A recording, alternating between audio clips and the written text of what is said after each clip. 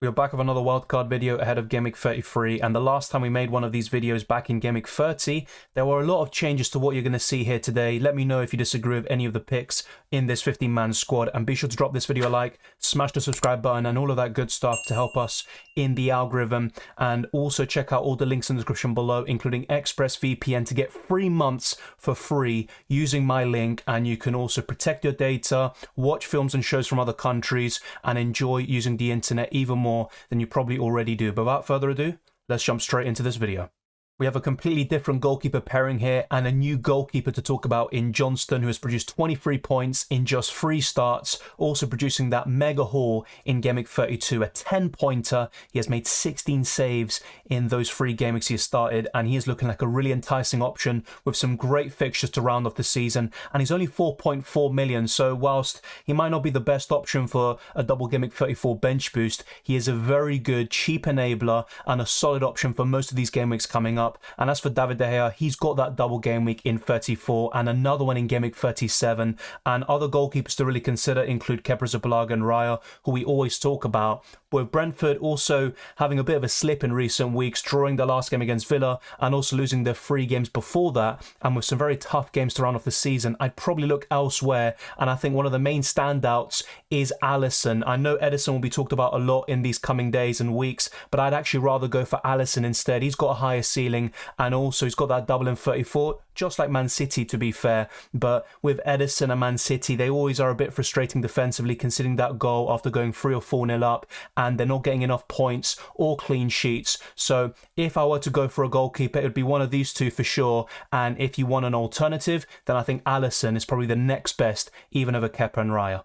The landscape has changed in FPL in recent weeks, and it will continue to change over the course of the next month or so. I have gone for Trent Alexander-Arnold, who makes a reappearance after such a long time. I think the last time he was on one of these videos was back at the beginning of the season, when Liverpool still had a chance of competing for the title and also for the top 4. But Trent has shown some real form since playing this inverted role, producing an attacking return in each of his last 3 games. And I think he's a very enticing option for the double game week, where Liverpool have 2 home fixtures. And whilst Liverpool remain a bit suspect defensively, I think Trent's attacking threat still makes up for it, and the bonus points potential. If Liverpool were to keep 1 clean sheet, Trent could easily be on for an 8 or 9 pointer without even getting the assist. So I think Trent Alexander-Arnold remains a very good option despite remaining the most expensive defender in the game. I've also gone for Luke Shaw because Man United have been very solid defensively, but Luke Shaw owners have been very unfortunate in recent weeks because he's been missing out with injury, also coming off at half-time or just before that against Brentford. So things haven't been, too rosy with Luke Shaw owners, and Man United have been keeping the clean sheets in all of these competitions with the exception of the Europa League. But I firmly believe Luke Shaw will be a good option for double game week 34, and even against Brighton, where a lot of people probably touted Brighton to go through to the FA Cup final, Man United were able to keep that clean sheet, and despite all these injuries at the back with Lisandro Martinez and Varane, Luke Shaw could do a really good job at left centre back, and he actually had his best period FPL wise whilst playing in that position. So I could easily see him getting some bonus points as well, especially if United win a game or draw with a clean sheet and it's kind of a low scoring game in general. Kieran Trippier has been very frustrating. You could make a case they shouldn't be in this team, but I still believe the clean sheets will come over the last 7 games that Newcastle have to complete this season, and Kieran Trippier is still a really good option, but you don't need to go for him. He's not essential. I don't think any of these defenders are, and oddly enough, I think Luke Shaw, Trent and Estupinian would be my favourites and the most locked in, so to speak, in this wildcard defence. I've also gone for Alex Moreno purely for budget. You could also go for Kurt Zouma if you really want to maximise double game week 34. But remember, West Ham are facing Man City. There will probably be, a few goals conceded. It could even be minus points for Kurt Zouma and co. But I've gone for Alex Moreno, who's got really good attacking threat, and he's been one of the best defenders in FPL in recent weeks. And the same goes for Estupinian. Since Game Week 20, he is right up there for points scored, and he's got multiple doubles in Game Weeks 34, 36 and 37. And I would definitely recommend a Brighton triple up, even though they obviously had that heartbreak against Man United in the FA Cup semi-final. Now, if you have the funds, if I had to make one move, it probably would be Alex Moreno up to a John Stones, and then you add another double Game Week 34 player with with a double, of course, in John Stones, and Man City have some fantastic fixtures to round off the season after that big game against Arsenal on Wednesday. So that will be the only change if you have the funds available, but my overall team value is 103.4 million, and this team costs 102.6 million in general. So a lot of you will be able to afford this, and if you aren't, you can make a few sacrifices, maybe downgrading Trent to Robertson or a cheaper defender, or even Kieran Trippier and going without him, because Newcastle have been very frustrating in recent weeks defensively. But for me, if you are able to, Alex Moreno up to John Stones would certainly be ideal. Mohamed Salah has been another very impressive player in recent weeks in FPL, and we all know what he can do over the course of his whole Premier League career. So I'm expecting some big things for him in that double game week in 34, where he's arguably the best captaincy option. It will be a very tough call between him, Marcus Rashford and Erling Haaland, and if you base it off recent form, it has to be between Haaland and Mohamed Salah for the captaincy. So he is firmly locked in this wildcard team. He's got the fixtures, and he's also got those 2 home games where Liverpool are even better compared to the away form, which has been awful throughout the whole season. I've also gone for a double up in Solly, March and Matoma, but you can go for McAllister instead, and you don't even need to go for a double up in Brighton midfield. You could go for someone else entirely. I still like the Arsenal midfielders like Martinelli, but with the double game weeks in 34, 36 and 37, I still would recommend a triple up in Brighton, and the alternative would be to go for a double up in Brighton defence, or even Ferguson up front as a cheap enabler once he returns from injury. But March and Matoma remain my 2 favourite Brighton assets,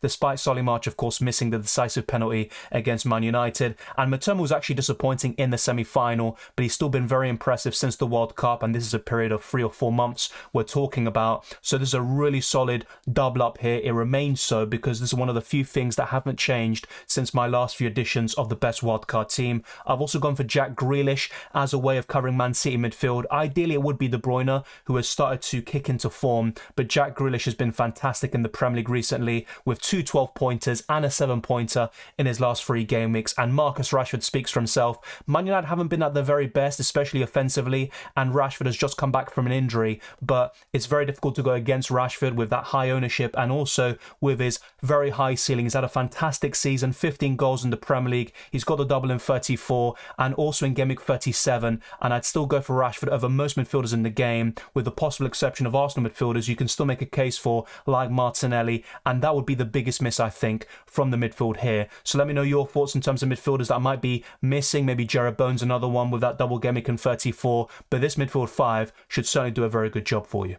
I've gone for a strong front 3, so there's plenty of depth in general, especially in the attacking areas where you have 8 attackers in this instance with 5 midfielders and 3 forwards. You're going to have to bench one of them every single week. You're going to have benching dilemmas, but if you have the bench boost in your hand for double game week 34, then this will still be pretty well set up for that game week. And I've gone for Isak, who has only started 11 games this season in the Premier League, but he's accumulated 16 bonus points and he's been absolutely fantastic. Only Erling Haaland has more goals per minute in terms of players who have scored 5 Premier League goals or more. So he's been absolutely fantastic, Isak, and he is taking Newcastle to the next level. The only kind of concerns I would have is in terms of injuries and rotation with Callum Wilson.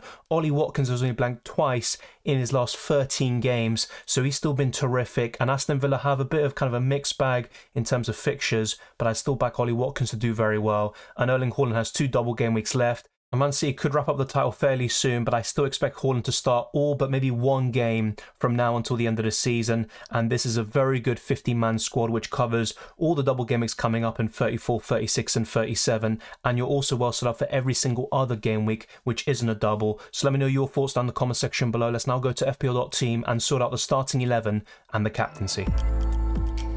Everyone has a benching dilemma this week, and this wildcard team will certainly be no different. I have gone for Johnston over David De Gea. I would back Crystal Palace a little bit more for that clean sheet, but ultimately you wouldn't be surprised if neither team kept one. I've also gone for a back 3 of Trippier, Trent Alexander-Arnold and Estupiñán, with March, Salah, Matoma and Rashford completing the midfield, and then a front 3 of Watkins, Haaland and Isak. And the bench is very solid. I've got Grealish, Alex Moreno and Shaw in there, and you could make a case for starting Grealish maybe over Isak, who could be benched against Everton, and this is where Callum Wilson could come in, and even Alex Moreno at home to Fulham isn't a bad option to start either. So this is a very good starting 11, and you've got some benching headaches.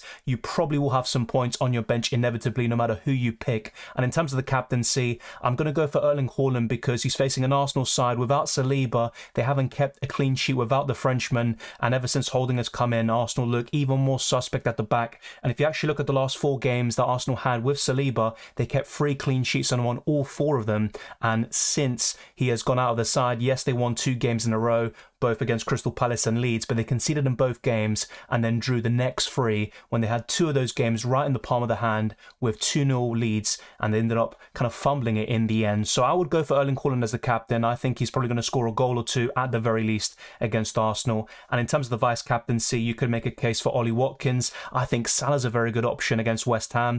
But the 2 reasons why I'm not going to go for Salah as the captain is because West Ham are entering some decent form and Liverpool don't really do that well in their away games this season, and that impacts Salah's ceiling as a result. But you can make a case for Rashford, a Brighton midfielder, Ollie Watkins for the captaincy, but I'm ultimately going to recommend Erling Haaland as the standout. If you want to go a bit different though, I think Watkins is what I'd next go for. So that is the 50-man squad, the starting 11, the captaincy for the best wildcard team for Gameweek 33. Let me know your thoughts down in the comment section below, and thank you very much for watching. If you enjoyed this video or found it useful, smash the like button and subscribe for new. Let's try to meet the goals that we usually try to do, 300 likes and also getting closer to 20,000 subscribers. You can follow me on Twitter and Instagram, DylanRCM, and check all the links in the description below for the Patreon, channel memberships, Discord server, the FPL League, and ExpressVPN to get 3 months for free. I wish you all the best of luck for Gameweek 33 and the rest of the season, and I'll see you next time.